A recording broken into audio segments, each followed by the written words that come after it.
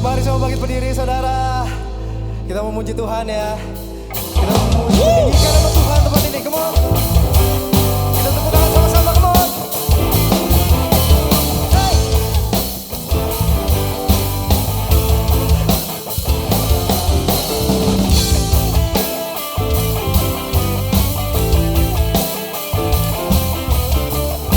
Sekarang tiba saatnya ya. Kita nyanyi bareng-bareng. Tiba saatnya kami berkumpul bersatu dari segenap suku dan bangsa, berdiri di hadapan tahta Anak Domba, satu suara menyatakan, Come on semua. keselamatan bagi Allah yang duduk dan bertahta. Kami naikkan pada Anak Domba, pujian dan kekuatan, hormat dan kekuasaan, kemuliaan bagi Dia selamanya.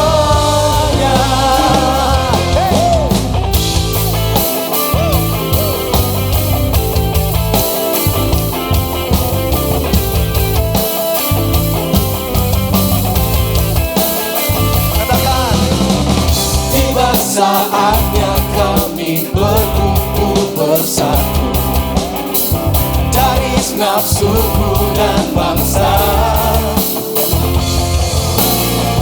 berdiri di hadapan tahta Anak Domba, satu suara menyatakan, keselamatan bagi Allah yang duduk dan bertahta. Pada Anak Domba Yesus, pujian dan kekuatan, hormat dan kekuasaan, kemuliaan bagi Dia selamanya.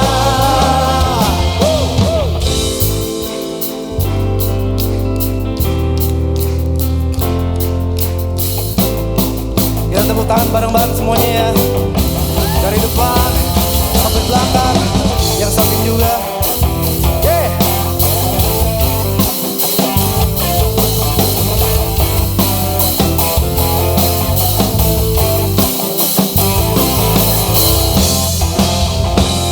Siap-siap. Kita nyanyi bareng-bareng. Selamat bagi Allah yang duduk dan bertahta. Kami naikkan pada Yesus. Yes Tuhan. Pujian dan kekuatan, hormat dan kekuasaan, kemuliaan bagi Dia selamanya. Keselamatan bagi Allah yang duduk dan bertahta. Kami naikkan pada Anak Domba, pujian dan kekuatan, hormat dan kekuasaan, kemuliaan bagi Dia selamanya.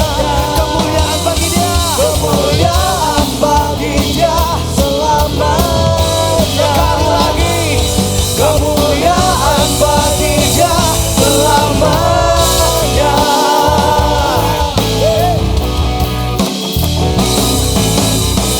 Kasih tepuk tangan buat Tuhan kita, come on. Terima kasih Tuhan. Terima kasih Bapak. Terima kasih Tuhan. Bukti kasih-Mu terlalu nyata Tuhan. Kasih-Mu sempurna Bapak. Kau melayakan kami yang gak layak Tuhan.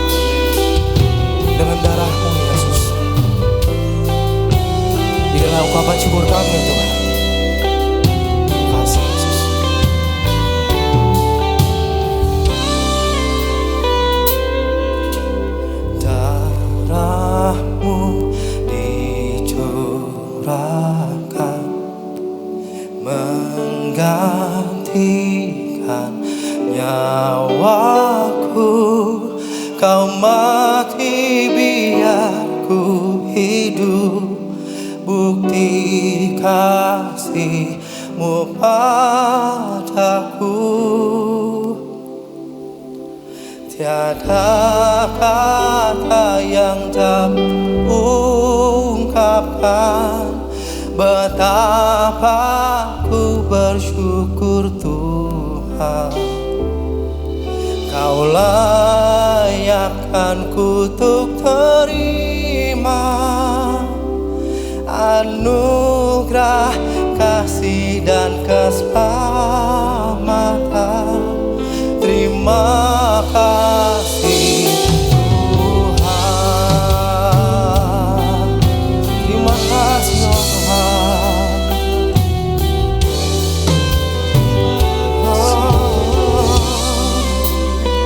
Semua katakan darah-Mu dicurahkan, gantikan nyawaku, gantikan nyawaku. Kau mati biar ku hidup, bukti kasih-Mu padaku. semua katakan Yang dapat ungkapkan betapa ku bersyukur Tuhan. Kau layakkan kutuk terima anugerah kasih dan keselamatan. Tiada kata yang dapat ungkapkan betapa ku bersyukur Tuhan.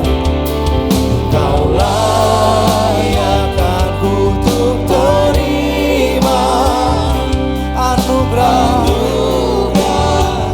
keselamatan. Terima kasih Tuhan. Terima kasih,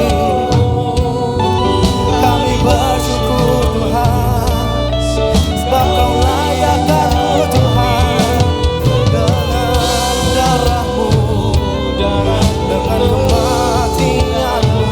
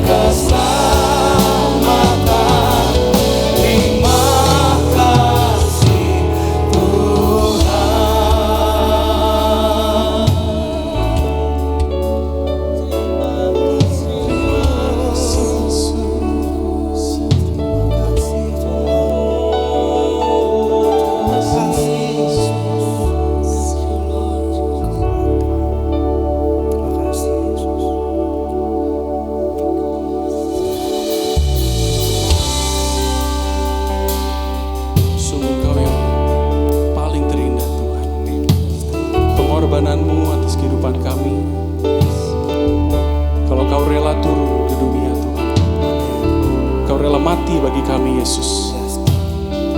Menyatakan gak ada pengorbanan lebih besar daripada pengorbanan-Mu Tuhan. Haleluya.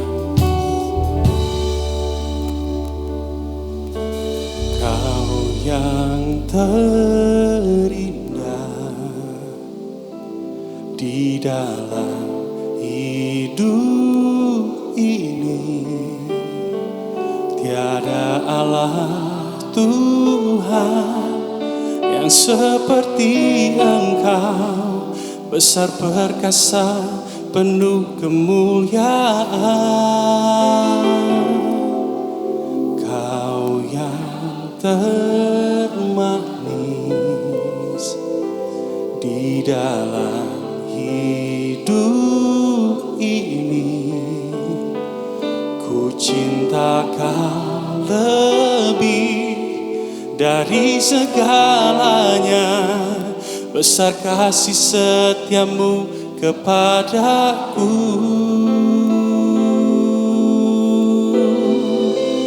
Ku sembah Kau, ya Allahku, ku tinggikan nama-Mu selalu, tiada lututku tak bertelut menyembah Yesus Tuhan Rajaku.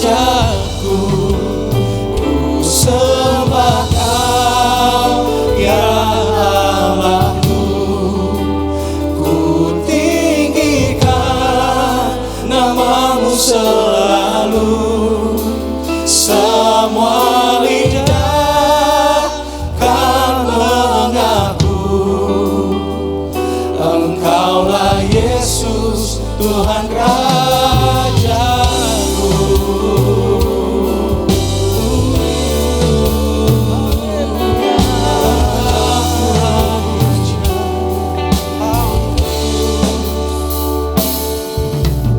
Kau yang termanis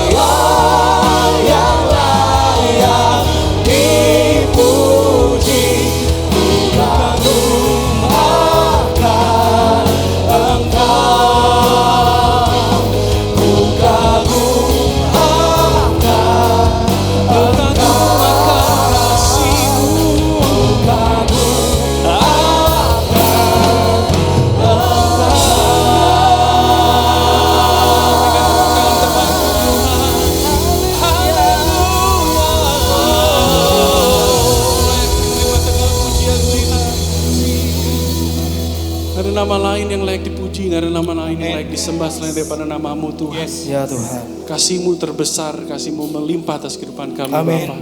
Kami bersyukur dan kami bangga kalau kami punya Bapa yang seperti Engkau Yesus. Dalam nama Yesus kami serahkan kehidupan kami dalam tangan-Mu. Terpujilah nama-Mu atas seluruh bumi. Mari setiap kita yang percaya semua katakan Amin. Amin. Silakan duduk saudara. Amin. Shalom, selamat pagi Sobat ICC. Mungkin bisa sapa kiri kanannya bilang Happy Sunday, God bless you. Mungkin ada yang belum kenal juga bisa kenalan. Siapa tahu nanti jadi teman satu GC ya. Baik, selamat pagi. Kami mau menyapa bagi Anda. Mungkin ada di antara Anda yang baru pertama kali mengikuti ibadah di gereja ICC. Kami tidak tahu, mungkin Anda datang dari luar kota sambil liburan. Ya, selamat datang sekali lagi. Mungkin juga Anda berasal dari kota Bandung tapi baru pertama kali datang di gereja ICC. Kami sangat bersuka cita Anda bisa bergabung bersama dengan kami di kesempatan pagi hari ini. Dan kami mau mengingatkan nanti pada saat Anda pulang atau keluar dari hall ini, Anda bisa mampir ke information desk di lantai 6 ya. Dan Anda itu bisa mengklaim special gift dari kami. Ya, sekali lagi khusus bagi Anda yang baru pertama kali hadir di gereja ICC. Sekali lagi selamat datang dan kami nantikan ya pastinya kedatangan Anda di ibadah-ibadah di gereja ICC atau juga acara-acara di sini selanjutnya. Saudara, ini saya cerita sedikit ya. Satu kali saya pernah mengalami musim yang bisa dikatakan kalau buat ukuran saya itu berat ya, gitu, nggak gampang. Tapi puji Tuhan waktu itu kalau saya ingat-ingat ya, the strange thing is saya selalu surrounded by teman-teman GC gitu, bahkan dari GC lain gitu. Ya, bahkan kita nongkrong sampai jam 12 malam ya, itu sepertinya tidak baik juga.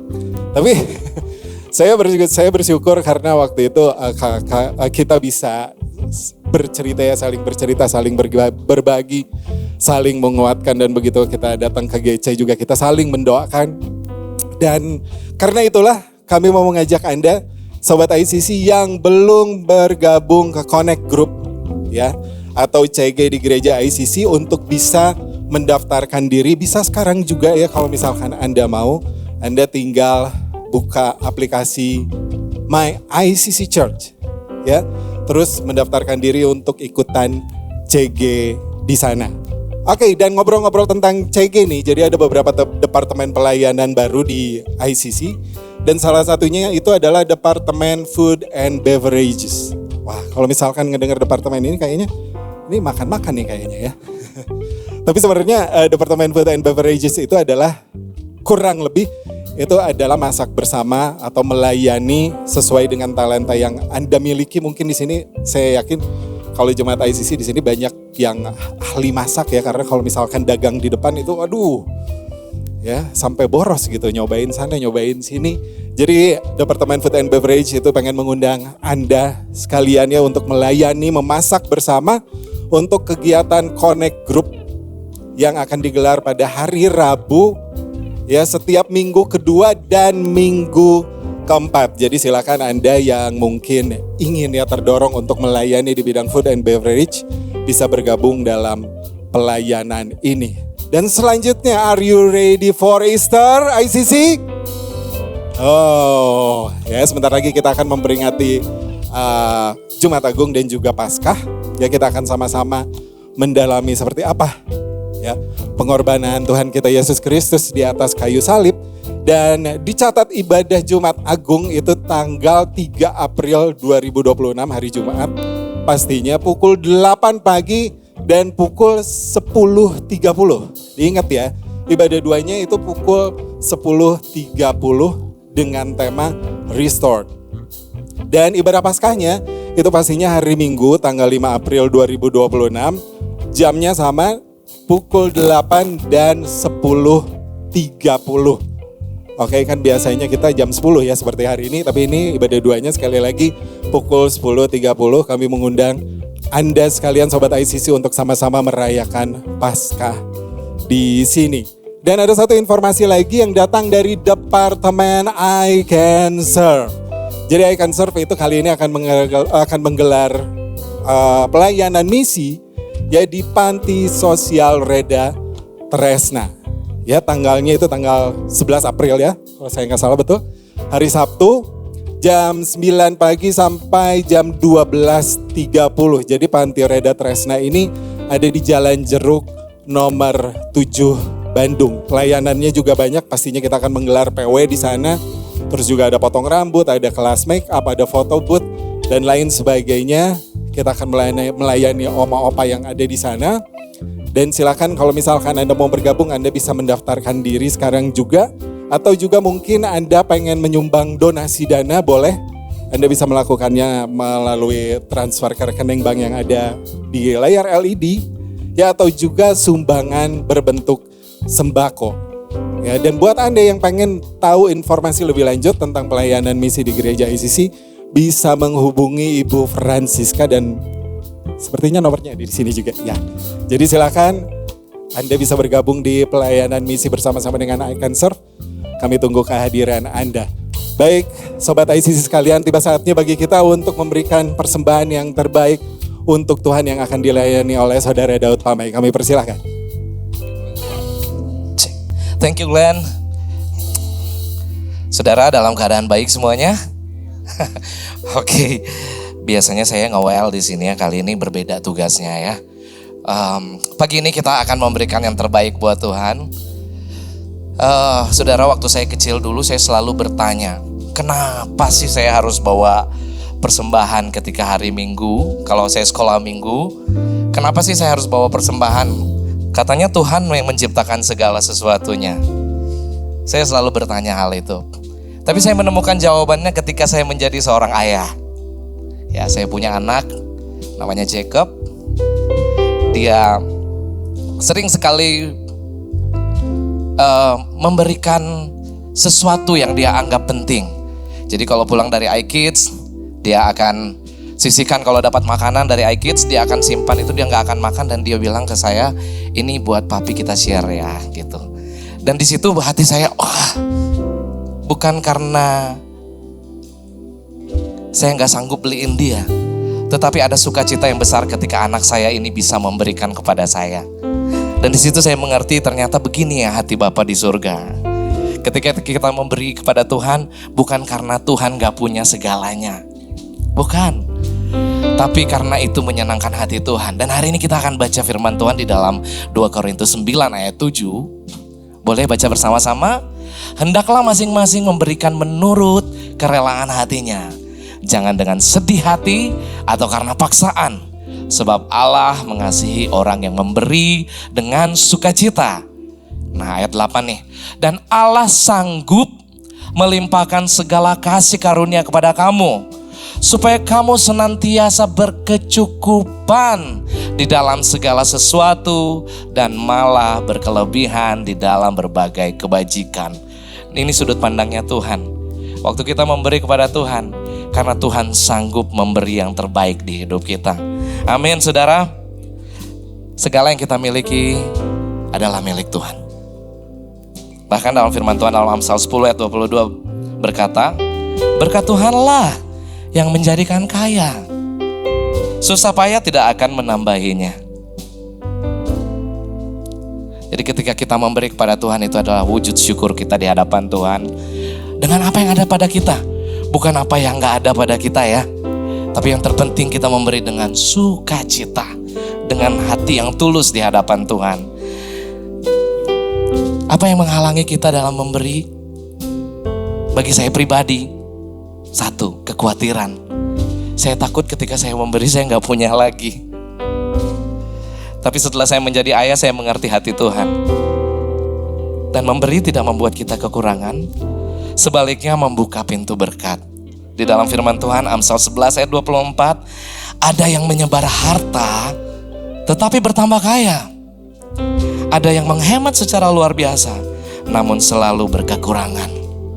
Jadi segala yang kita miliki semua berasal dari Tuhan. Saudara, berilah dengan sesuai dengan kerelaan hatimu. Doakan hal itu karena saya percaya ketika kita memberi dengan sukacita, Tuhan pun disenangkan. Mari kita satu dalam doa. Bapa, kami bersyukur Engkau Allah yang setia di hidup kami. Kau Bapa yang baik di hidup kami. Kau Bapa yang menyediakan segala sesuatu yang terbaik bagi kami. Kami mau memberikan persembahan yang terbaik buat Engkau Tuhan. Dengan setulus hati kami, dengan kerelaan kami Tuhan. Biarlah persembahan yang kami berikan boleh digunakan untuk kemuliaan nama-Mu Bapa. Terpujilah Engkau Tuhan. Hanya di dalam nama-Mu kami berdoa dan mengucap syukur. Haleluya. Amin. Bersama-sama kita akan dengarkan kebenaran firman Tuhan yang akan disampaikan oleh Pastor Harold. Persilahkan. Selamat pagi semuanya. Mari kita satu di dalam doa. Thank you. Tuhan Yesus, terima kasih untuk hari ini kami datang di rumah Tuhan. Kami percaya ada kekuatan Tuhan. Kami akan berjumpa dengan pengharapan yang baru. Ada kesembuhan, ada kemerdekaan. Dan kami percaya Tuhan rindu mengerjakan hal yang baru dalam kehidupan kami pada saat ini. Tuhan Yesus, kami percaya ada gerakan Roh Allah terjadi di tempat ini. Yang sakit disembuhkan, yang berbeban berat Tuhan berikan kelegaan yang baru. Kuasa-Mu menguasai setiap kami. Di dalam nama Tuhan Yesus Kristus. Semua yang percaya sama-sama katakan amin.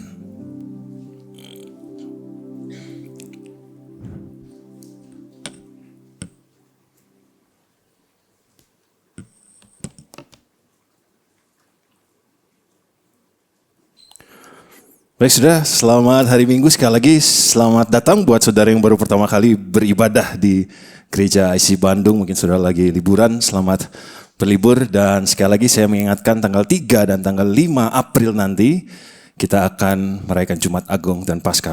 Pastikan saudara hadir dan kita percaya saudara akan diberkati. Amin. So pagi hari ini saya rindu bagikan satu kebenaran firman Tuhan. Judulnya adalah Table Manners. Boleh kita bilang sama-sama 1, 2, 3. Table manners itu adalah etika tentang makan. Siapa yang senang makan? Semuanya ya makan. Setelah gereja ini juga mungkin saudara mau makan dengan keluarga. Nah saudara, tahukah saudara bahwa di Alkitab banyak banget hal tentang makanan, di baliknya ada peristiwa-peristiwa yang besar. Alkitab dibuka dengan Adam dan Hawa jatuh dalam dosa tentang makanan. Alkitab ditutup dengan perjamuan anak domba di Wahyu 19. Di Alkitab juga ada kisah tentang Yesus memberi 5.000 orang? Memberi makan 5.000 orang. Ada tentang janda Sarfat juga, itu tentang makanan. Ada banyak sekali hal-hal di Alkitab yang dibalik makanan itu hal yang spektakuler. Saudara, ada satu istilah namanya comparative learning. Boleh kita baca sama-sama 1, 2, 3. Setiap kita itu perlu belajar. Nah, cara belajar itu banyak. Tapi ada satu pola cara belajar yang bisa membuat kita melihat kebenaran, yaitu dengan perbandingan. Comparative learning. Ada kontrasnya, ada yang dibandingkan. Alkitab berulang kali pakai cara ini untuk mengajar saya dan saudara. Ada berkat, ada kutuk. Ada hidup, ada mati. Ada terang, ada gelap. Di Amsal banyak sekali ada bijaksana dan ada bodoh. Paulus berulang kali bilang ada keinginan daging, ada keinginan roh. Bahkan di dalam bisnis saudara ada profit, ada loss. Ada untung, ada rugi. Di dalam hubungan, kalau saudara anak youth masih pacaran, masih membina hubungan, ada yang namanya red flags. Ada juga green flags. Di dalam keluarga ada yang ribut, ada yang rukun. Nah, dari comparative learning, kita melihat ketika ada lawannya, kita akan bisa melihat kebenaran. Ketika ada gelap dan kita lihat ada terang, kita bisa temukan kebenarannya. Siang hari ini saya bagikan satu firman Tuhan, hubungan tentang makanan ada, tapi yang terutama adalah comparative learning. Apa yang akan kita belajar? Saudara, pagi hari ini ada satu kisah di Alkitab, Di dalam Lukas 7 ayat 36 sampai yang ke 50. Itu kisah tentang apa? Itu kisah tentang Yesus diurapi oleh perempuan berdosa. Ceritanya seperti ini. Itu panjang, saya ceritain singkat aja highlightnya. Saudara, pada satu kali Tuhan Yesus diundang makan oleh seseorang namanya Simon, orang Farisi. Tuan rumahnya adalah Simon. Jadi Simon mengundang Yesus untuk makan. Tapi saudara, ada satu tamu yang tidak diundang. Alkitab menyebutnya adalah perempuan berdosa. Kalau kita bicara tentang comparative learning, belajar tentang melihat kontras, melihat pembedaan, melihat perbandingan. Pada siang hari ini, kita akan melihat dua kontras antara Simon orang Farisi sebagai tuan rumah dan yang kedua adalah perempuan berdosa. Kita akan lihat siapakah Simon ini dan siapakah perempuan yang berdosa ini. Tujuan kita belajar supaya kita mengerti, posisi saya ada di mana? Apakah saya Simon atau apakah saya perempuan yang berdosa? Kita belajar supaya kita mengerti apa yang ada di dalam hatiku. Apakah sama dengan yang ada di dalam hati Simon? Atau sama dengan yang di dalam hati perempuan yang berdosa? Dan kita akan lihat bagaimana Yesus menilai dua hal kontras ini. Amin. Kita masuk poin yang pertama, saudara. Kontrasnya adalah good reputation, bad reputation. Reputasi yang bagus, reputasi yang buruk. Ini kontras pertama yang kita akan lihat sama-sama. Lukas 7 ayat yang ke-36. Boleh kita baca sama-sama? Biar semangat. 1, 2, 3.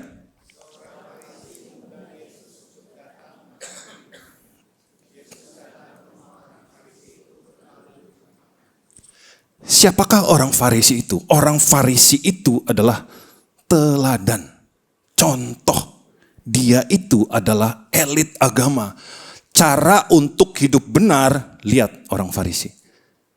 Itu orang Farisi. Jadi orang Farisi di sini adalah orang yang harum namanya.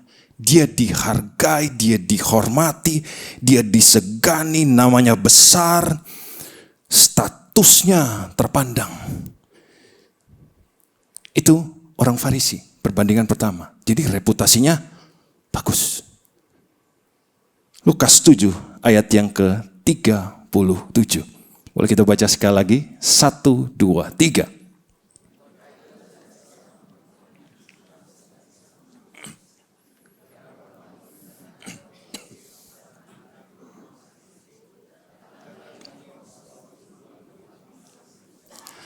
Yang kedua adalah perempuan berdosa. Perempuan berdosa ini artinya gini, hidupnya rusak secara moral. Dia melakukan hal-hal yang tidak bermoral. Dan saudara lihat ayat ini berkata, satu kota tahu. Jadi kalau kita melihat hierarki sosialnya, saudara, orang Farisi itu ada di puncak, ada di atas. Dia terhormat, dia dinilai benar, dia disegani, dia punya nama besar, dia punya posisi. Dia disanjung banyak orang, dia orang kaya, dia punya teman banyak. Tapi sudah lihat ada jarak ekstrim dengan perempuan yang berdosa. Perempuan yang berdosa itu ada di mana? Simon ada di puncak, tapi perempuan berdosa itu ada di dasar. Dia tertolak karena dia berdosa, dia tidak punya tempat. Apakah saudara lihat dua hal yang kontras?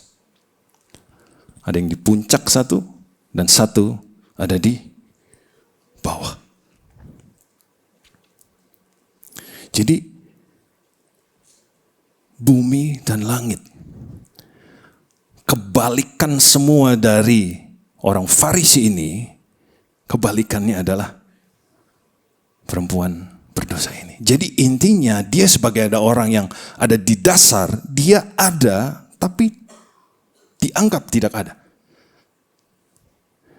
Tidak usah diperkenalkan, semua orang tahu dia adalah perempuan berdosa. Identitasnya, labelnya, statusnya, stigma masyarakat. Dia bukan orang yang pernah berbuat dosa, tapi dia adalah perempuan berdosa. Saudara, ini ada satu cycle, saudara. Kita lihat sama-sama, ini cycle dari perempuan berdosa. Begitu horor kehidupannya, saudara. Ada satu putaran yang dialami di dalam kehidupan perempuan berdosa ini. Apakah ini terbaca, saudara? Terbaca. Dia dilabel oleh masyarakat, struktur masyarakat, label dia sebagai dicap berdosa. Dengan keberdosaan itu, dia ditolak. Bagaimana cara orang menolak dia? Dia dijauhi, dia dikucilkan. Dia kehilangan tempat, nggak ada akses. Kenapa? Karena balik lagi, labelnya adalah berdosa. Tapi life must go on, dia bertahan. Hidup di dalam kondisi yang sama. Saudara, penolakan, hinaan itu, rasa malu, hancur, tidak berharga, itu jadi luka batin. Akhirnya apa? Dia kembali jatuh, masuk lagi di dalam dosa, dan dia balik lagi ke label. Jadi dia ada di dalam putaran ini yang terus berulang. Jadi dia terkunci di dalam sistem masyarakat. Jadi masyarakat mengunci dia dengan label perempuan berdosa. Jadi hidupnya tuh kurang lebih gak ada terhormatnya. Saudara, kalau lihat cycle ini, di mana kita bisa melihat masa depan yang cerah dari cycle ini. Hidup ditolak, akses gak ada, mau ngapa-ngapain langsung dikata-katain. Di tengah-tengah masyarakat, di mana kita bisa lihat masa depan yang cerah, hari esok dari perempuan ini. Bukankah dia mengalami satu keadaan yang luar biasa, menyakitkan? Saudara, apakah saudara pernah ada di dalam kehidupan yang cycle-nya muter? Saudara gak tahu jalan keluarnya di mana. Setiap hari ngalamin itu, bisnis rugi terus. Masa depannya ini di mana? Apa yang saudara kerjakan, hubungan saudara, apa yang sedang saudara bangun, saudara bisa lihat kenapa bertahun-tahun begini terus, berputar terus. Future-nya di mana? Adakah titik terangnya? Sementara realitanya adalah perempuan ini mengalami penolakan setiap hari. Tapi tahukah saudara, di hadapan Tuhan, cycle ini is not final. This is not the ending. Amin. Hal yang sukar di dalam hidup kita, hal yang mustahil yang berputar-putar terus, sukarnya nggak berhenti-berhenti, musimnya gelap terus, susah terus. Di mana ujungnya? Di dalam Tuhan, percayakah saudara bahwa it's not final. Endingnya bukan di sini. Saudara, apa yang sedang kita alami itu adalah instrumen di tangan Tuhan untuk menyatakan kuasanya. Siapa di sini yang sedang mengalami hal yang sukar? Apakah ada, saudara? Ada pergumulan di dalam hidup saudara? Tahukah saudara bahwa itu adalah tempat bagi Tuhan untuk menyatakan kuasanya. Jadi kehidupan yang sesukar ini bukan tentang siapa dia, tapi tentang apa? Tentang apa yang Tuhan sanggup lakukan atas dia.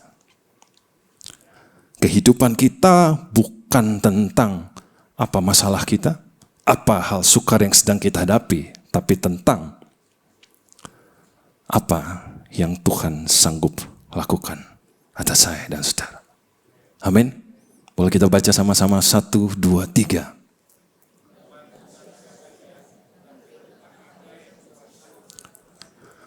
bukan tentang kesukaran perempuan berdosa ini, tapi tentang apa yang Tuhan sanggup kerjakan atas dia. Bukan tentang your business problem, tapi tentang apa yang Tuhan sanggup kerjakan atas bisnismu. Hal baru apa, pemulihan baru apa yang Tuhan sanggup kerjakan. Di dalam keluarga yang ada pergumulan yang sukar, di dalam financial problem, bukan tentang masalahnya, tapi tentang apa yang Tuhan sanggup lakukan atas itu. Amin. Apakah saudara percaya bahwa Tuhan sanggup lakukan hal-hal yang baru, yang jauh melebihi apa yang kita pikirkan? Yang pertama itu saudara, kontrasnya adalah yang satu good reputation, bad reputation. Tapi Tuhan tidak berhenti di situ. Tuhan selalu punya rencana. Amin. Poin yang kedua saudara. Kontras yang kedua, kalau tadi reputasi baik dan reputasi buruk, kalau yang kedua adalah pasif dan aktif. Kontrasnya yang satu pasif, yang satu aktif. Ini tentang apa saudara?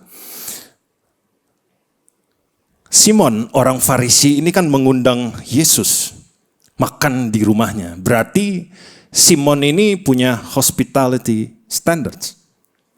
Untuk kalau ngundang orang, tahu dong apa yang harus dilakukan. Itu hospitality-nya. Itu adalah guest service standards. Nah pada waktu itu hospitality standards adalah gini. Di rumahnya kalau dia mau mengundang tamu, dia harus punya air.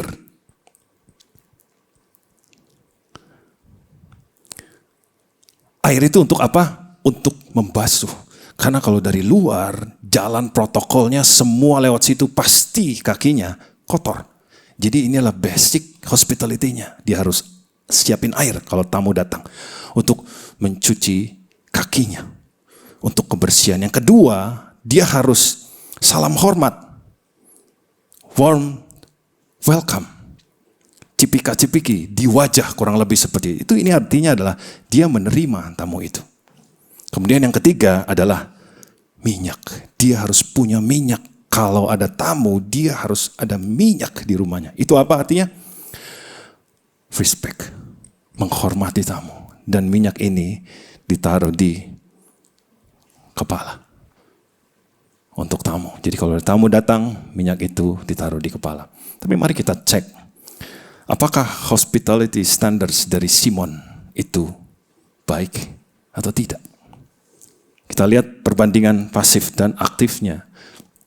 Di Lukas 7 ayat 44 sampai 46.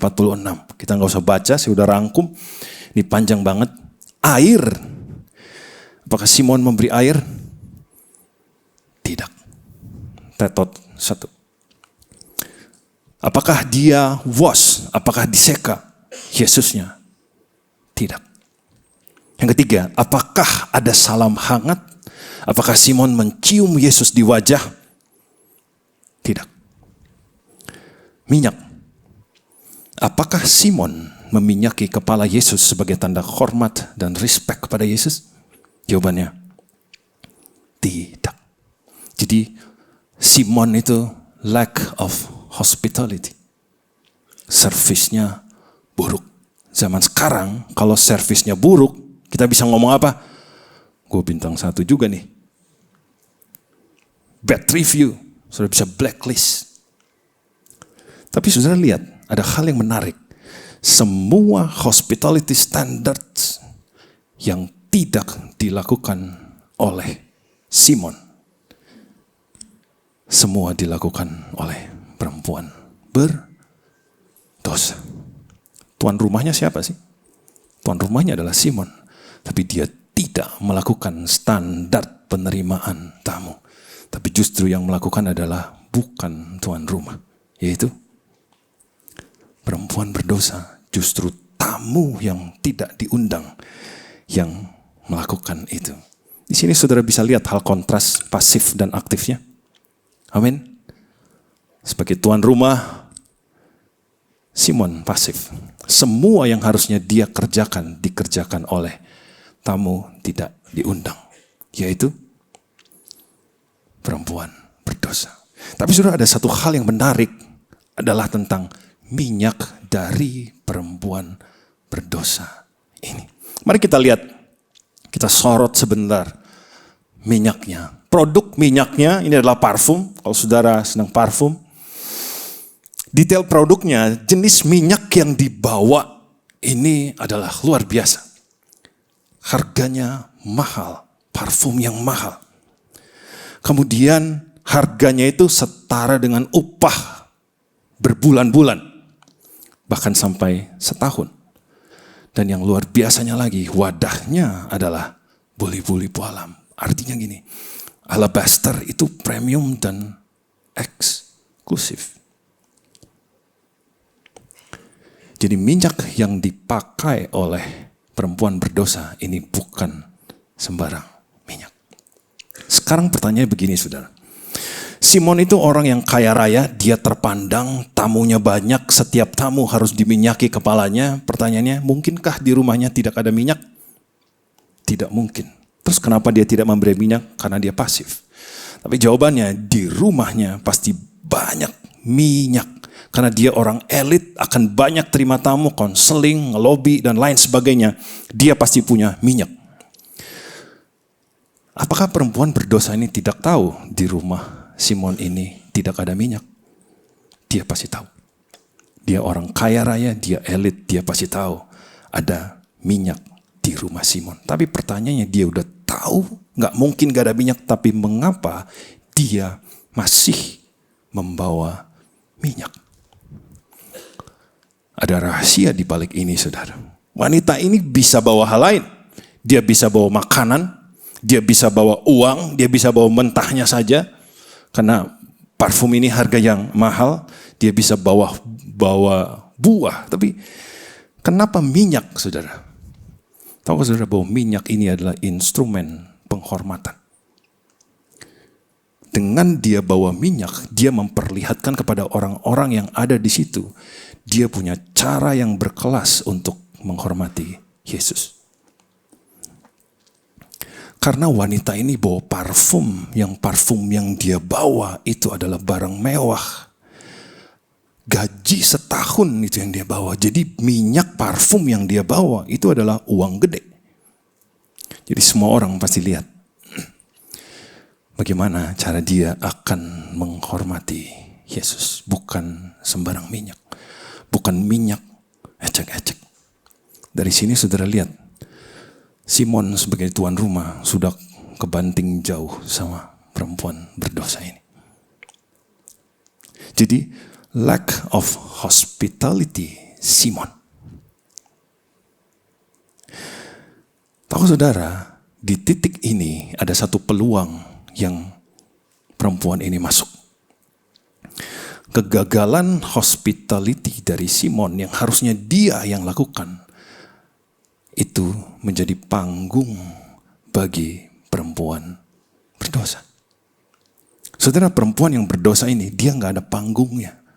Dia orang rendahan, tidak dianggap, dia orang terluka, gak ada yang menghormati dia. Tapi waktu dia memberi yang terbaik bagi Tuhan, Tuhan berikan panggungnya. Tahu saudara bahwa setiap kita yang memberikan yang terbaik bagi Tuhan, itu selalu ada panggungnya, ada spotlightnya. Setiap kita yang memberi hal yang terbaik bagi Tuhan,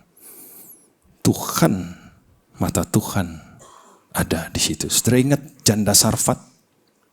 Saudara ingat perempuan yang memberikan 2 peser? Saudara ingat anak kecil yang membawa 5 roti dan 2 ikan? Itu semua adalah memberi yang terbaik, yang paling baik yang mereka punya.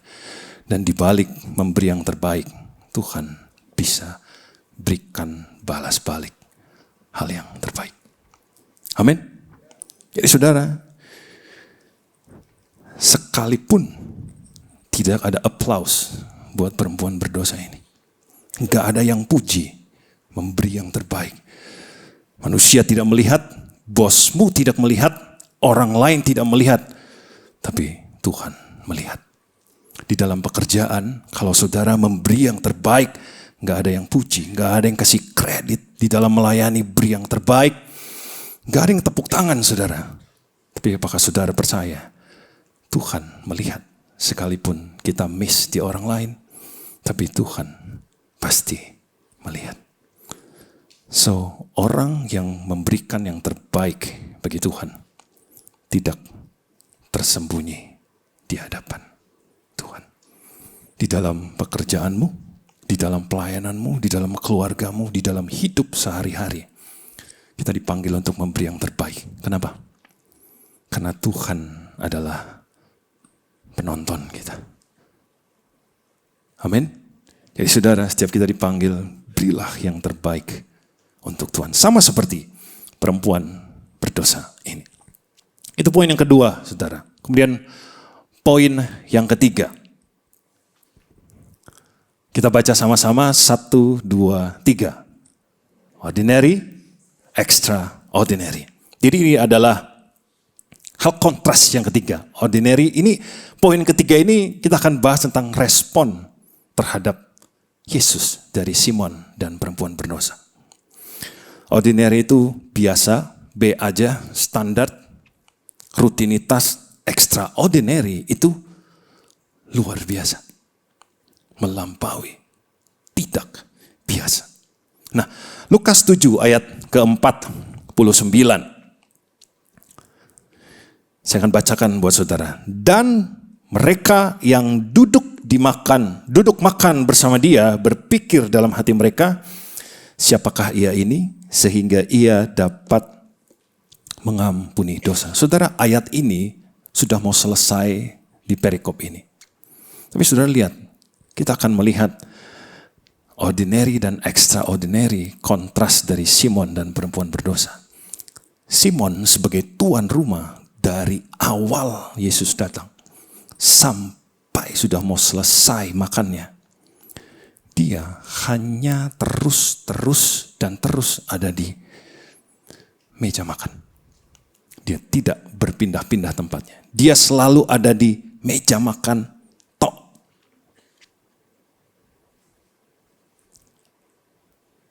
Sampai acaranya sudah mau selesai, dia tetap di meja makan. Itu Simon.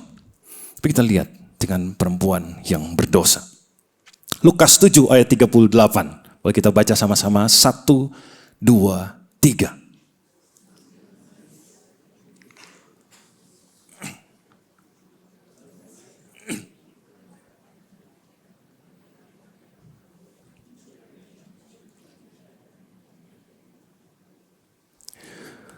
Kalau Simon ada di seputaran meja makan. Kalau perempuan berdosa, dia ada di mana saudara? Dia ada di kaki Yesus. Saudara, tadi kita sudah singgung bahwa perempuan berdosa ini membawa minyak. Minyak itu basic hospitality-nya ditaruh di mana saudara? Di kepala. Tapi saudara lihat, waktu perempuan masuk ke dalam rumah Simon, dia tenteng parfum itu. Semua orang di situ 100% pasti akan bilang, oh minyak ini yang akan ditaruh di kepalanya. Minyak ini untuk kepala. Itu template-nya, itu formatnya. Minyak pasti untuk kepala. 100% minyak yang dia bawa untuk di kepala. Tapi saudara lihat, perempuan berdosa ini buat plot twist. Dia manuver, saudara. Dia ngasih surprise. Extraordinary. Minyak semahal itu, dia tidak taruh di kepala. Tapi dia taruh di mana? Di kaki. Untuk apa taruh di kaki? Kan di kaki ada air. Cukup air. Tapi kenapa dia taruh di kaki? Minyak itu harusnya di kepala Yesus. Kenapa dia taruh di tempat yang kotor, yaitu kaki? Minyak semahal itu, gaji setahun, dipecahkan, dituang, bukan di kepala, tapi di kaki. Apakah saudara melihat bagaimana cara perempuan ini memberikan penghormatan kepada Yesus? Hal yang mahal bagi dia, dia tidak taruh di tempatnya, yaitu di kepala. Tapi dia taruh di tempat yang paling kotor, yaitu kaki. Apakah saudara melihat penghormatan yang berlipat-lipat dari perempuan berdosa ini kepada Yesus? Intinya, bagi perempuan berdosa, sespesial itu Yesus. Seberharga itu Yesus bagi dia. Hal yang termahal sekalipun dia pakai hanya untuk membasuh hal yang kotor, yaitu kaki. Saudara, ini menjadi cermin buat kita. Bagaimana cara kita menghormati Tuhan?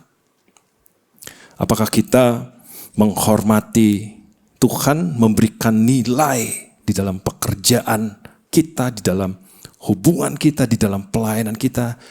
Di mana Tuhan kita tempatkan penghormatan kepada Tuhan, dan setiap kita dipanggil untuk memberikan penghormatan kepada Tuhan. Itu membuktikan bahwa sama seperti perempuan berdosa ini, begitu spesialnya Yesus bagi dia. Begitu berharganya Yesus bagi dia. Sampai minyak yang mahal sekalipun dia pakai untuk membasuh kaki. Jadi perempuan yang berdosa ini, dia di kaki Yesus. Dia tersungkur di kaki Yesus. Saudara, dia remuk hati, dia broken di kaki Yesus. Saudara, kalau saudara broken, saudara remuk hati, hancur hati, saudara datang kemana? The best place ketika kita broken adalah di kaki Yesus. Kenapa? Karena kalau kita broken, kita lagi ada masalah, kita datang di kaki Yesus, kita akan berjumpa dengan kuasanya. Kita akan berjumpa dengan penghiburan. Kita akan berjumpa dengan hal-hal ilahi. Kita akan berjumpa dengan kemerdekaan. Kita akan terpapar kuasa Tuhan. Sehingga saya masalahnya besar. Kok saya bisa kuat ya? Saya masalahnya gede. Tapi kenapa saya bisa berani? Sepertinya udah gak ada pengharapan. Tapi kenapa kalau saya datang di kaki Yesus, kok saya percaya aja Tuhan pasti buka jalan. Amin.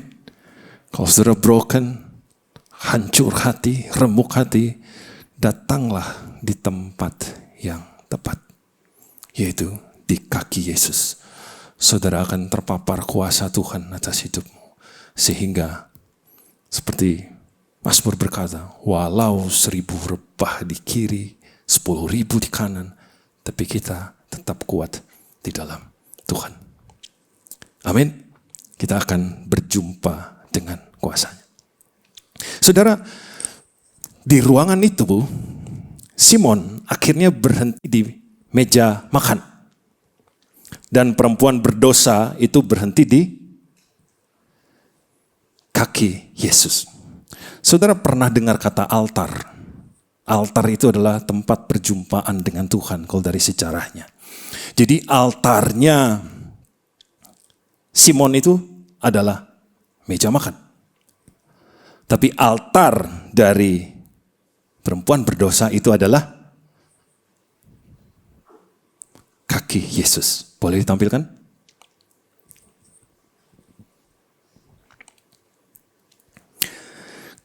Jadi saudara, di rumah Simon ini bertemunya dua macam altar, yaitu altar Simon meja makan, tapi altar dari ini sebelumnya boleh dimundur dulu. Perempuan yang berdosa itu di kaki Yesus.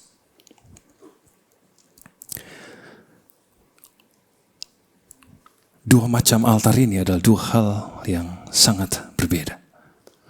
Di meja makan itu banyak orang, tapi di kaki Yesus itu sendirian.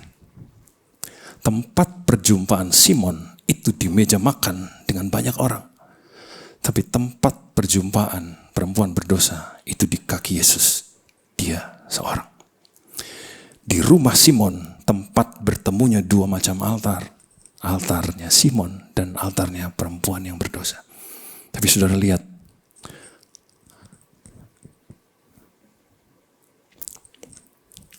yang bersifat personal adalah meja makan atau kaki Yesus.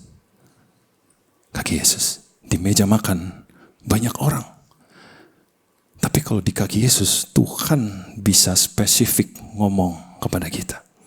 Hal-hal yang bukan buat orang lain, kita bisa ngerti. Kita bisa dengar kerinduan Tuhan di kaki Yesus. Tidak di meja makan. Jadi altar dari Simon di meja makan banyak orang. Tapi perempuan berdosa, dia memilih di kaki Yesus. Amin. Saudara, bagaimana dengan altar kita di kaki Yesus? Apakah kita aktif? Jam-jam doa kita, di situ kita akan temukan instruksi-instruksi dari Tuhan yang spesifik hanya untuk kita, bukan untuk orang lain. Dan kita bisa mengerti kehendak Tuhan ketika hanya kita dan Tuhan sendiri. So, makanya waktu kita bisa punya altar sendiri saat teduh dengan Tuhan, kita bisa ngerti, kita bisa memahami kehendak Tuhan. Rasanya rumit, tapi kok kita percaya aja kepada Tuhan. Itu kita temukan di mana? Kita temukan di kaki Yesus. Pilihlah di kaki Yesus. Karena ada banyak hal pribadi yang bukan untuk orang lain, tapi untuk kita sendiri. Amin. Jadi saudara, itu hal kontras dari Simon dan perempuan yang berdosa. Pertama, reputasi baik, reputasi buruk. Yang kedua, pasif dan aktif. Dan yang ketiga, ordinary dan extraordinary. Ini beda semua. Sekarang pertanyaannya, ada nggak kesamaan dua orang ini? Dari tadi beda terus, ada nggak kesamaannya? Pada satu kali di perikop ini, Simon di dalam hatinya muncul pemikiran, waktu perempuan berdosa mengurapi Yesus, Simon berkata dalam hati, kira-kira Tuhan Yesus tahu nggak perempuan ini siapa? Dan Tuhan tahu isi hatinya. Dan keluarlah perumpamaan ini, saudara. Lukas 7 ayat 41 sampai 42. Kita baca sama-sama, saudara. 1, 2, 3. Ada dua orang yang berhutang kepada seorang pelepas uang. Yang seorang berhutang 500 dinar. Yang lain 50. Karena mereka tidak sanggup membayar, maka ia menghapuskan hutang kedua orang itu. Siapakah di antara mereka yang akan terlebih mengasihi dia? Tuhan Yesus munculkan perumpamaan ini. Ada dua orang berhutang diberikan oleh pemberi hutang. Dua orang ini siapa? Dua orang ini adalah Simon dan perempuan berdosa.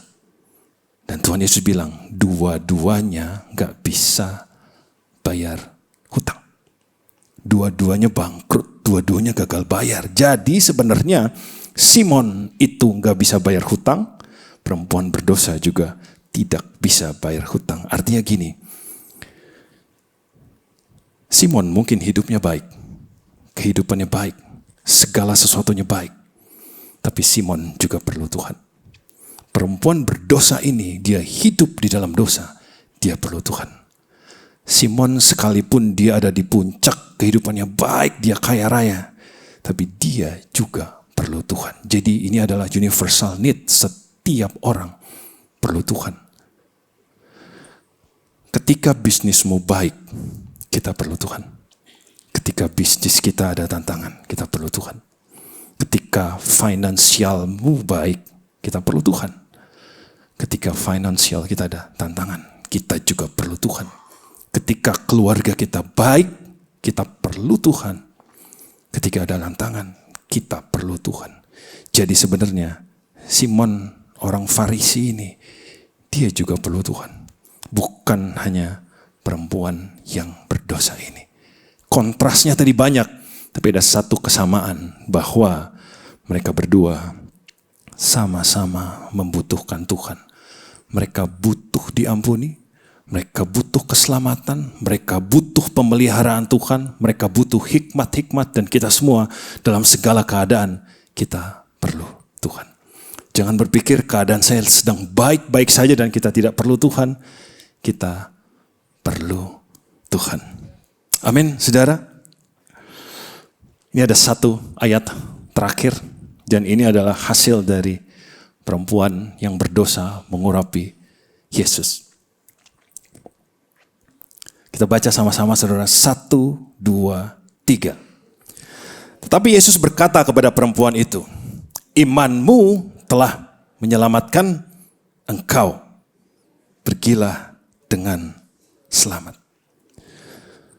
Yang dihadapi oleh perempuan ini setiap hari adalah penolakan. Dosanya disebut-sebut. Dosanya dimention terus. Tapi akhirnya saudara lihat, Yesus tidak menyebutkan dosanya.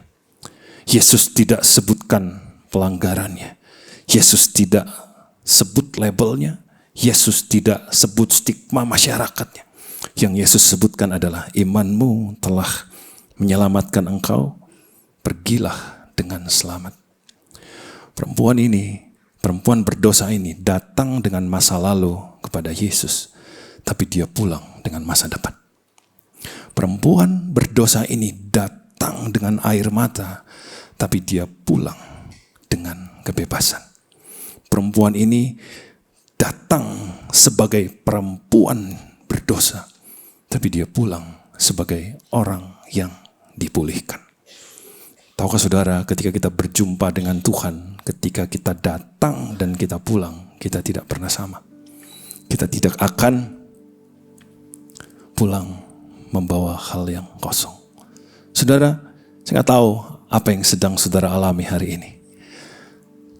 Teladan dari perempuan yang berdosa ini, apakah kita mau datang kepada Yesus, menyerahkan segala sesuatu dan challenge dari Tuhan? Kalau ketika kita datang, kita tidak akan pernah sama lagi keadaannya ketika kita pulang. Amin. Mari kita bangkit berdiri bersama-sama.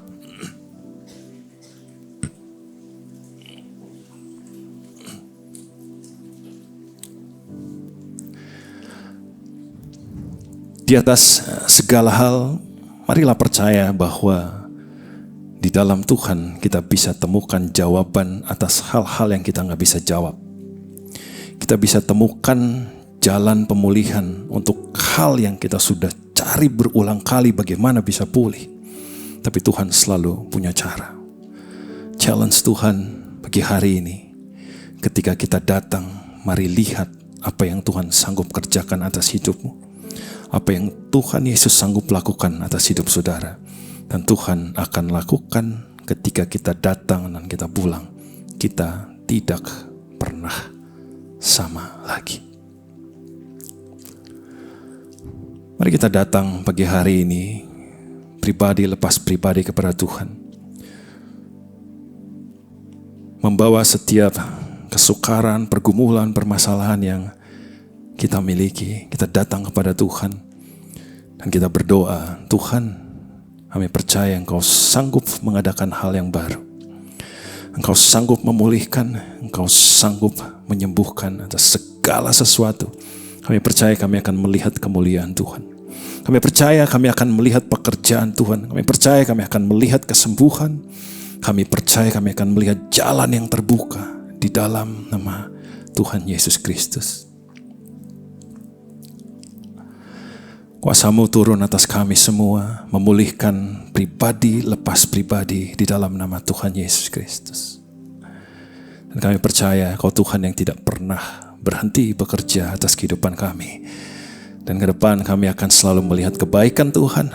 Kami akan melihat kemenangan, kami akan melihat kesembuhan, kami akan melihat pertolongan Tuhan. Kami akan melihat kuasa Tuhan menyertai kehidupan kami semua.